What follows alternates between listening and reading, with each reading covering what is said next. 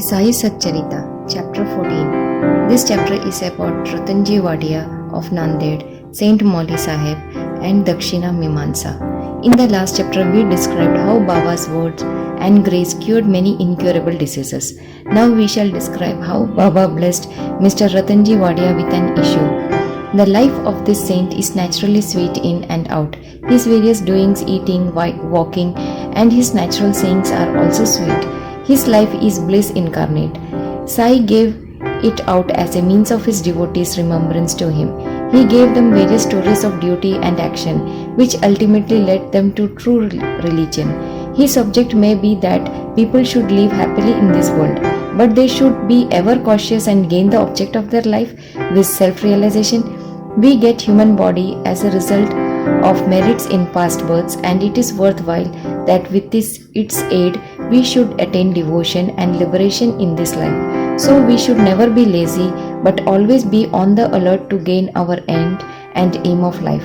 If you daily hear the Leelas, that is stories of Sai, you will always see him. Day and night you will remember him in your mind. When you assimilate Sai in this way, your mind will lose its fickleness, and if you go in this manner, it will finally be merged in pure consciousness. Next topic, Ratanji of Nanded. Now let us come to the main story of this chapter. In Nanded, in the Nizam state, there lived a Parsi mill contractor and trader by name Ratanji Shapurji Wadia. He had amassed a large amount of money and had acquired fields and lands. He had got cattle, horses and conveyances and was very prosperous. To all outward appearance he looked very happy and contented, but inwardly and really he was not so. Providential dispensation is such that no one in this world is completely happy and rich. Ratanji was no exception to this. He was liberal and charitable, gave food and clothing to the poor, and helped all in various ways. The people took him to be a good and happy man, but Ratanji thought himself miserable as he had no issue, male or female, for a long time. As kirtan without love or devotion, music of singing without rhythmical accompaniments, Brahmin within the sacred thread, proficiency in all arts without common sense, pilgrimage without repentance, and ornamentation without a necklace are ugly and useless. So is the house of a man or householder without a male issue. Ratanji always brooded on this matter and said in his mind, "Would God be ever pleased to grant me a son?" He thus looked morose, had no relish for his food.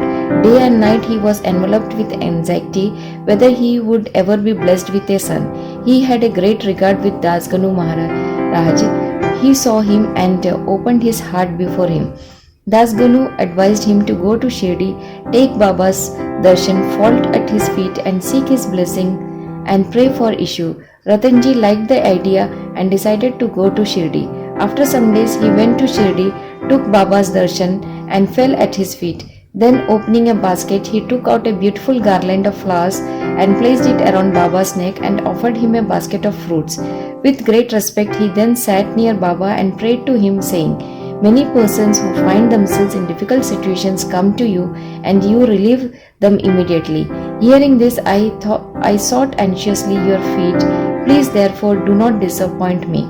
Sai Baba then asked him for dakshina of ₹5, which Ratanji intended to give, but added that he had already received ₹314 from him and that he would pay the balance only. Hearing this, Ratanji was rather puzzled. He could not make out what Baba meant. That was the first time he thought that he went to Shirdi, and how was it that Baba said that he had earlier already gave ₹314 from him. He could not solve the riddle. But he sat at Baba's feet and gave the balance of dakshina, explained to Baba fully as to why he came and sought his help, and prayed that Baba should bless him with a son. Baba was moved and told him not to be worried and that thenceforward his bad days had ended. He then gave him udi, placed his hand on his head and blessed him, saying that Allah would satisfy his heart's desire. Then after taking Baba's leave, Ratanji returned to Nanded and told Dasganu everything that took place at Shirdi. He said that everything went on well there, that he got Baba's darshan and blessing with prasad, but there was one thing which he could not understand. Baba said to him that he had got rupees 314 before. Please explain as to what Baba meant by this remark. He said to Dasgunu, I never went to Shirdi before, and how could I give him the sum to which Baba referred? To Dasgunu also it was a puzzle, and he pondered much over it for a long time. Sometime afterwards, it struck him that Ratanji had received some days ago a Mohammedan saint by name Mauli Sahib in his house and had spent some money for his reception. This Mauli Sahib was Kuli saint well known to the people of Nanded. When Ratanji decided to go to the Shirdi, this Mauli Sahib accidentally came to Ratanji's house. Ratanji knew him and loved him, so he gave a small party in his honor. Dasgunu got from Ratanji the yadi or memo of expenses of this reception, and everybody was wonderstruck to see that the expenses amounted to exactly rupees 314. Nothing more, nothing less. They all came to know that Baba was omniscient, that thought he lived in Shirdi. He knew what happened outside far away from Shirdi. In fact, he knew the past, present and future and could identify himself heart and soul with anybody. In this particular instance, how could he know the reception given to Mauli Sahib and the amount spent there for unless he could identify himself with him and be one with him? Ratanji was satisfied with this explanation, and his faith in Baba was confirmed and increased. In due time afterwards, he was blessed with a son, and his joy knew no bounds. It is said that he had in all a dozen issues, out of which only 4 survived. In a footnote towards the end of this chapter, it is stated that Baba told Rao Bahadur Harinayak Sathe after the death of his first wife to remarry and that he would get a son. R.B. Sathe married second time. The first 2 issues by his wife were daughters, and he therefore felt very despondent. But the third issue was a son. Baba's word did turn out true, and he was satisfied. Next topic, Dakshina Mimansa. Now we shall close this chapter with a few remarks about Dakshina. It is a well-known fact that the Baba always asked for Dakshina from people who went to see him. Somebody may ask a question, if Baba was a fakir and perfectly non-attached, why should he ask for Dakshina and care for money? We shall consider this question broadly now. First, for a long time Baba did not accept anything. He stored burnt matches and filled his pocket with them. He never asked anything from anybody, whether he be a devotee or otherwise. If anybody placed before him a piece or two, he purchased oil or tobacco. He was fond of tobacco, for he always smoked a bidi or chillum. Then some persons thought that they could not see the saints empty-handed, and they therefore placed some copper coins before Baba. If a piece was placed before him, he used to pocket it. If it was a 2-piece coin, it was returned immediately. Then after Baba's fame had spread far and wide, people began to flock in numbers, and Baba began to ask Dakshina from them. It is said in the Shruti Veda that puja of gods is not complete unless a golden coin was offered. If a coin was necessary in the puja of the gods, why should it be not so in the puja of the saints also? Ultimately, the Shastras laid down that when one goes to see God, king, saint or guru, he should not go empty-handed. He should offer something, preferably coin or money. In this connection, we may notice the precepts recommended by the Upanishads. The Brihadaranyaka Upanishad says that the Lord Prajapati advised the gods, men and demons by one letter Da. The gods understood by this letter that they should practice Dhamma, that is self-control. The men thought or understood that they should practice Dana, that is charity. The demons understood that they should practice Daya, that is compassion. To men, charity or giving was recommended. The teacher in the Taittiriya Upanishad exhorts his pupils to practice charity and other virtues.